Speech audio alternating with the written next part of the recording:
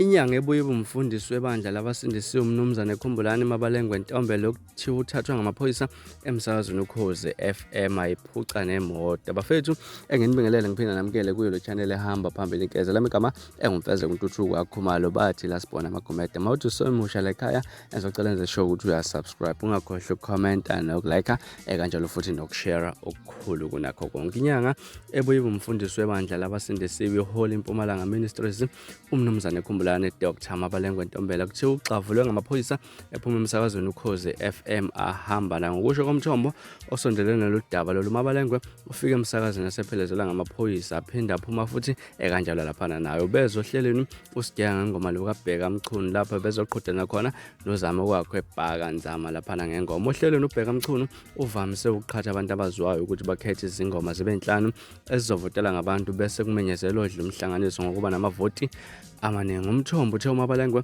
ufika ehlelweni ngemuva kwesikhathi oproducer bese bacabanga umfonela ukuthi ashe izingoma zakhe ocingweni. Ufike umuntu okhombisa ukuthi uthukile kodwa wangachaza ukuthi inkinga ikuphi. Amaphoyisa abemlinde ngaphandle ukuthe uma kuphela uhlelo amthatha ashaya chi naye lapha anginaso isiqiniseko sokuthi abekwenze njani kodwa sole lapha ukuthi inkinga ibisemotweni abehamba ngayo njengoba amaphoyisa ahambe naye sishayelwa yiwona lapha yena wahlalisa ngemuva ekubene efike emsakazweni ezishayelela imoto kusho umthombo ethi uMabalengwe uvumile ukuthi uhambe namaphoyisa emsakazweni. Empeleni yena ayikho inkinga ebikhona kodwa lapha segadwa ngamaphoyisa njengoba kunezinyanga ezimfuna efile eThekwini benza uhlelo lamaphoyisa ukuthi amgade uma ngene eThekwini noma ephuma khona solo ukuthi bafuna ukumbulala. Bahlala bemphelezela amaphoyisa ngaso sonke isikhathi. Laphana okhulumela amaphoyisa aZulu Natal uKholeni Nqobelegwala uthi alikho icala livuliwe estation samaphoyisa eDurban Central okuthiwa athathwe ngamaphoyisa akhona kodwa kungenzeka ukuthi livule kwesinye isiteshi uma